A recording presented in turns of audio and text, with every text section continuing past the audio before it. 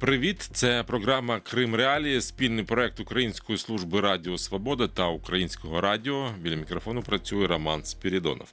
Перший вирок за воєнний злочин, вчинений у тимчасово окупованому Криму, український суд ухвалив у грудні 2022 року. Двох колишніх працівників СБУ, які катували активіста Євромайдану Олександра Костенка, заочно засудили на 9 та 10 років позбавлення волі. Загалом, за інформацією керівника прокуратури Автономної Республіки Крим Ігоря Поночовного, українські суди з початку повномасштабного вторгнення Росії в Україну ухвалили вже понад 200 вироків за воєнні злочини та порушення засад національної безпеки України в Криму. Мало це чи багато? Кому та за що українські суди ухвалюють вироки в Криму? Що дозволило українському правосуддю активувати цю роботу? Поговоримо детальніше у нашому ефірі.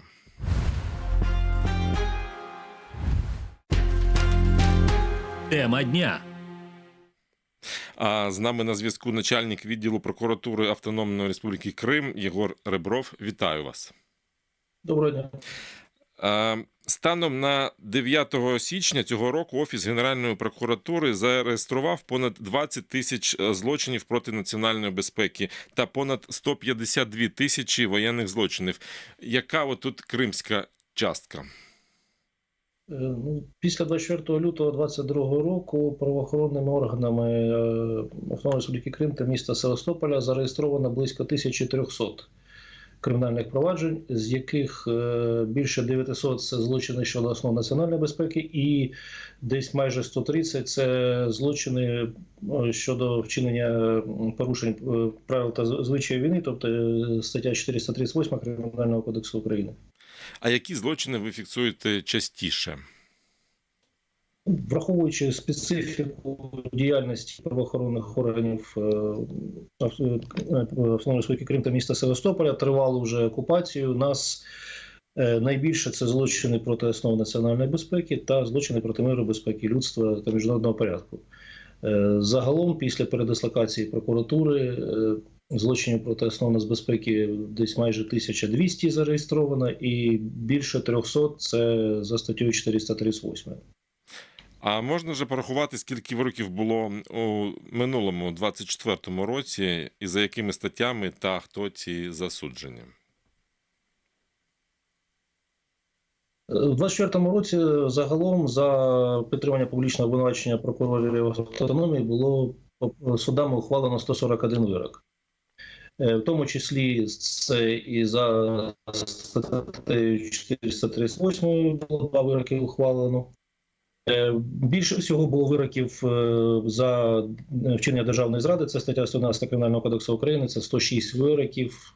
Там були відносно депутатів Верховної Ради Автономної Республіки Крим колишніх, відносно депутатів Севастопольської міської ради, колишніх суддів, прокурорів, правоохоронців Автономної Республіки Крим. Також, враховуючи, що у 2022 році було доповнено Кримінальний кодекс кримінальною відповідальністю за колабораціонізм статтею 111 з позначкою 1 Кримінального кодексу України, у 2024 році ухвалено 24 вироки за цей злочин. Це щодо 3 суддів окупаційних судів, 8 окупаційних чиновників, міністрів, заступників міністрів, голів адміністрації районних, а також 12 підприємців, які здійснюють господарську діяльність у взаємодії з державою-агресором. А от під час форуму експертної мережі Кримської платформи у червні минулого року керівник Кримської прокуратури Ігор Поночовний говорив, що до повномасштабного вторгнення по Криму було лише 4 вироки за вчинення злочину проти основ національної безпеки.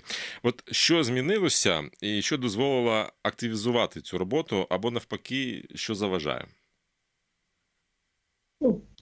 Я вважаю, все ж таки, більш за все, це суб'єктивний фактор, оскільки, якщо відверто кажучи, то українське суспільство до 2022 року не дуже розуміло проблематику окупації 2014 року Криму.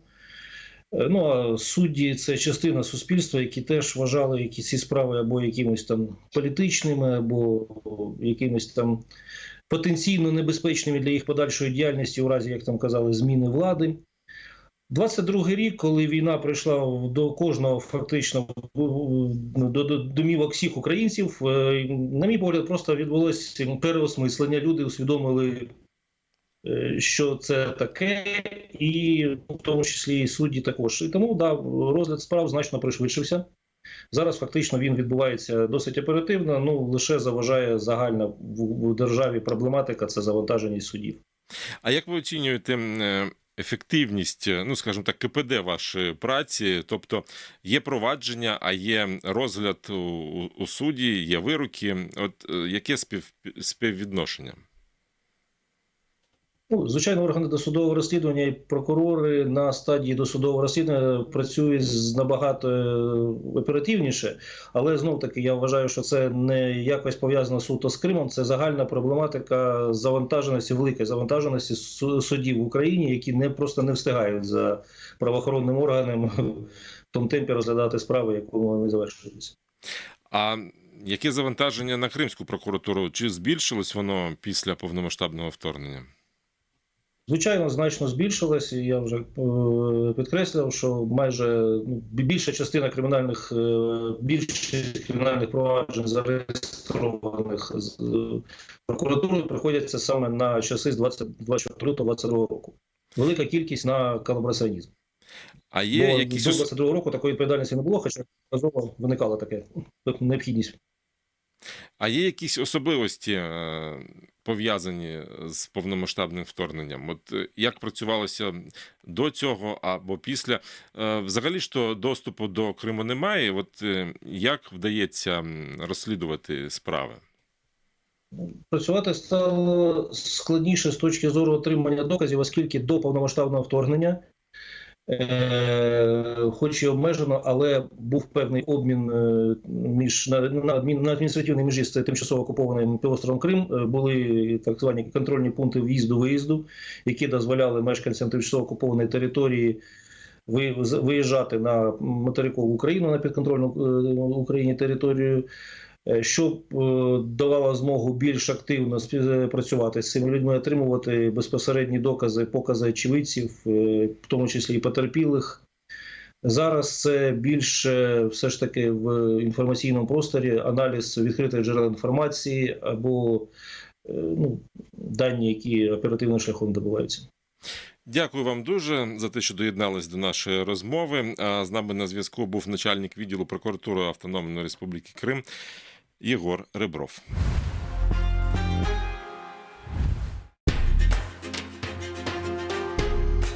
Ви слухаєте Крим Реалії. Світ має право знати.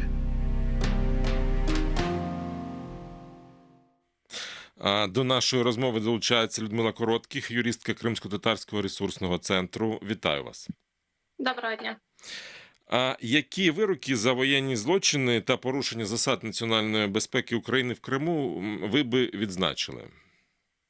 Якщо говорити вже конкретно про вироки, які ми маємо, то більшість цих справ вони стосуються або колишніх суддів, українських суддів, які зрадили свої присязі і перейшли на бік окупанти і продовжували працювати вже в окупаційних судах, або ж вироки отримували колишні депутати місцевих рад або Автономної Республіки Крим, Верховна Рада Автономної Республіки Крим, які також, зрадивши присязі, обирали вже до складу окупаційних органів влади. І, власне, чиновників, скажімо так, середнього рівня, які обіймали посади в окупаційних адміністраціях різних районів по всьому Криму. Тобто вироків саме топ-чиновників ми ще не маємо, ми їх не отримали. Тобто ми знаємо, що відкрите провадження, але саме вироків ще нема. Ви вже почали говорити про топ-чиновників.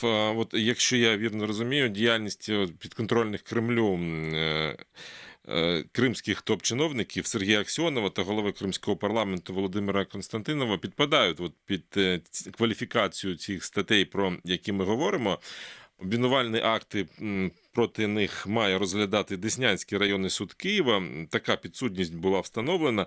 От як ви оцінюєте ефективність розгляду справ от таких от підконтрольних Кремлю кримських топ-чиновників, от таких як Аксьонов та Константинов, або чиновників у минулому, таких, наприклад, як Наталя Поклонська?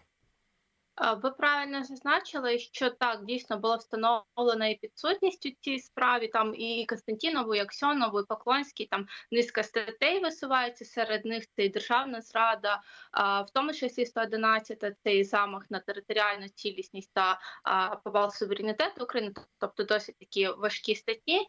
І ще в 2021 році було визначено, що обвинувальний вирок дійсно мають розглядати його, приймати чи не приймати Деснянський суд, але, на жаль, після того, як була встановлена підсудність, більше ніяких дій не було зроблено, принаймні ми про них не чули. Я думаю, ми почули про це в публічному просторі, і дивлячись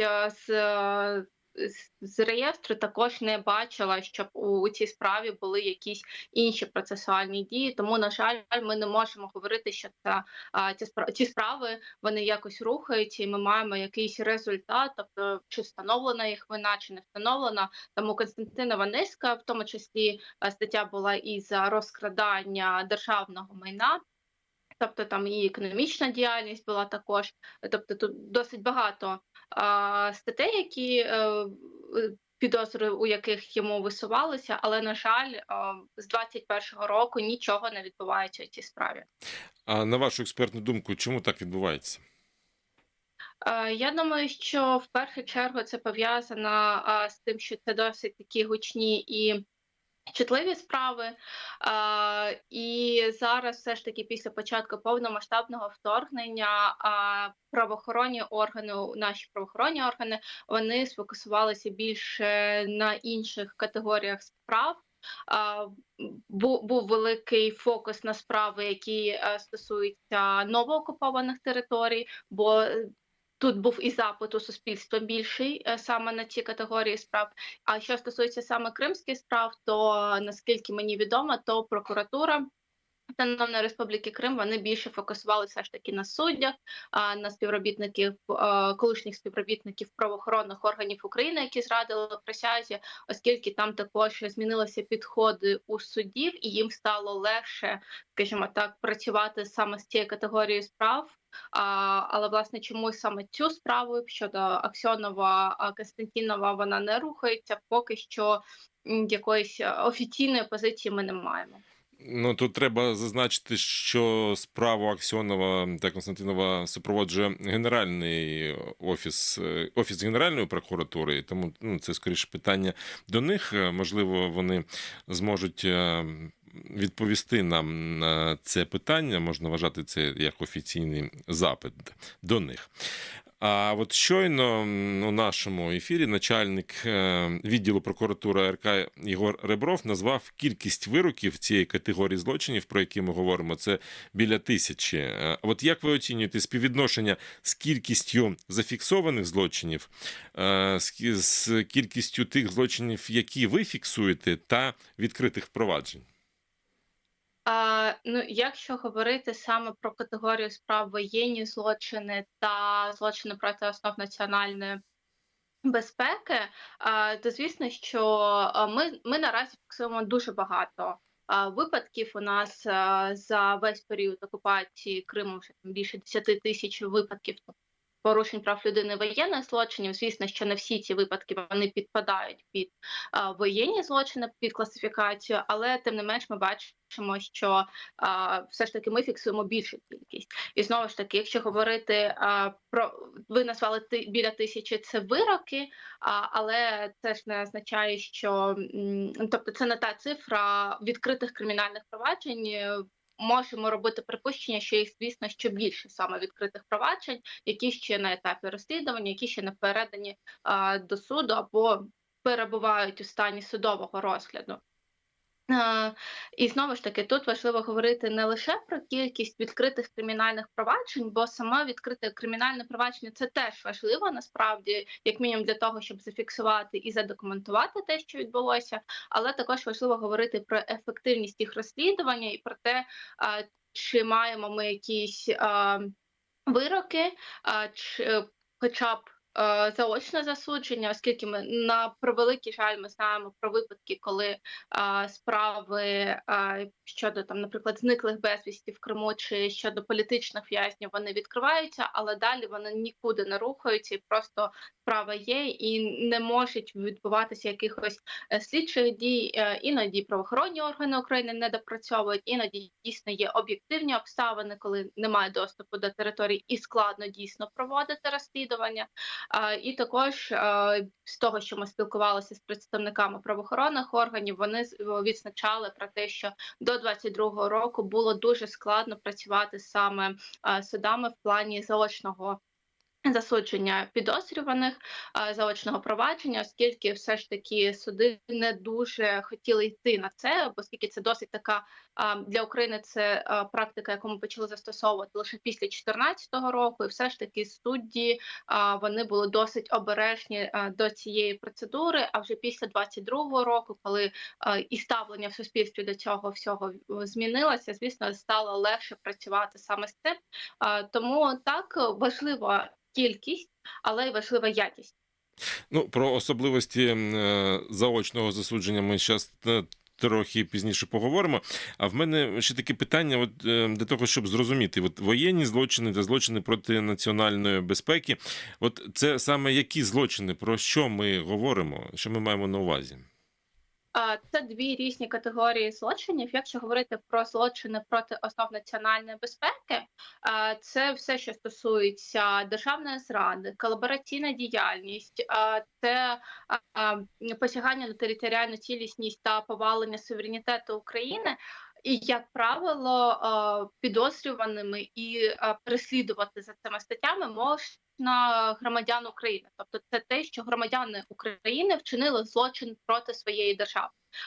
І, власне, це основна стаття 111 «Державна зрада». Це була основна стаття з 14 по 22 рік, за якою переслідувалися всі колаборанти, всі чиновники в Криму, працівники окупаційних адміністрацій, правоохоронних, судді і так далі.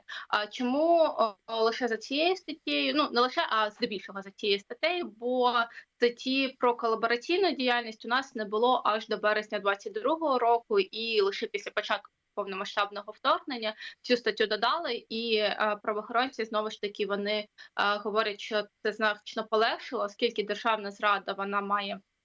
Ця стаття свої особливості доведення, і було дуже складно дійсно от саме накопичити ось цей матеріал для того, щоб висунути підозру саме державній зраді. З колабораційної діяльності там кваліфікація трошки простіша в цьому плані.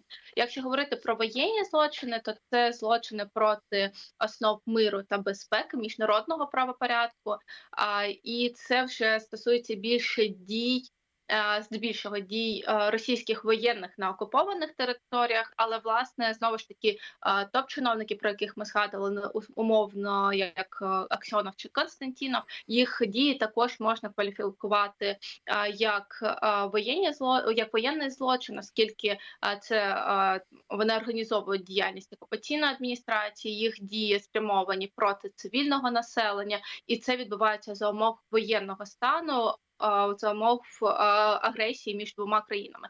Тобто це трошки різні категорії, і воєнні злочини вони все ж таки більше точніше, вони дають нам можливість засуджувати і висувати підозри російським воєнним і російським чиновникам, які зрозуміло, що не є громадянами України.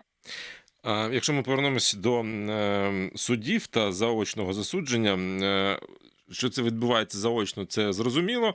А на ваш погляд, є ризик от після деокупації та вже очного процесу, коли вдасться затримати підозрюваних, от не буде ризику заново розглядати ці справи? Процедура заочного засудження, вона працює таким чином, що коли є вирок, як тільки людину заарештовують, чи вона підпадає під владу України, одразу починається виконання вироку. Тобто, якщо це позбавлення волі, це позбавлення волі. Якщо це конфіскація майна, це одразу конфіскація майна. Може бути, людина може подати, яку засудили до апеляційну скаргу, але для того, щоб це відбулося, вона має довести, що вона не знала про те, що відбувалось кримінальне переслідування, що була кримінальна справа відкрита, що вона не була належно повідомлена, бо процедура точного засудження або розслідування вона не застосовується автоматично. Тобто виписуються повістки, як мінімум двічі підозрювана особа має не з'явитися до залу суду і не повідомити про те, що вона згодна про розгляд справи за її відсутності. І лише після цього суд може дозволити саме заочне розслідування. Тобто це ж теж не відбувається, от слідчий захотів, і він каже, от все буде заочне розслідування. Ні, це так не відбувається, це лише з дозволу судді або слідчого судді. Тому тут треба буде, якщо вже ці люди, вони дійсно зможуть довести, що вони не знали, що вони їх належним чином не повідомляли, і вони там не отримували жодних повісток, то так, звісно, може бути розгляд апеляційний, і там вже буде в індивідуальному порядку. Звісно, що ці люди мають право подавати, скаржитись до Європейського суду з прав людини. Це їм не заборонено. І, власне, процедура заочного розслідування чи розгляду справи, вона не покликана на те, щоб порушувати права чи обмежувати якось права. Вона лише спрямована на те, щоб люди, які стали жертвами, чи в нашій ситуації та категорія справ, про які ми говоримо, це якби суспільний інтерес, щоб ось це покарання воно відбулося якнайшвидше і точно було невідворотним. Бо знову ж таки є проблема терміну давності щодо розслідувань, і власне тому й була придумана ось цей інструмент заочного розслідування, і який ми запозичили вже в більш розвинутих країн, які також мають це у своїх процесуальних кодексах. Тому так, звісно, може бути повторне розслідування, але це знову ж таки людина має довести, що вона має на це право. Дякую вам дуже. З нами на зв'язку була Людмила Коротких, юристка Кримсько-татарського ресурсного центру.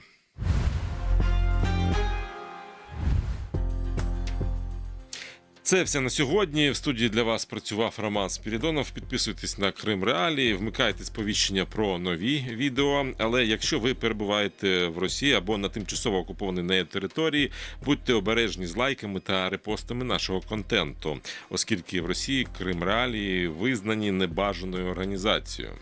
Бережіть себе, кримчани мають право знати.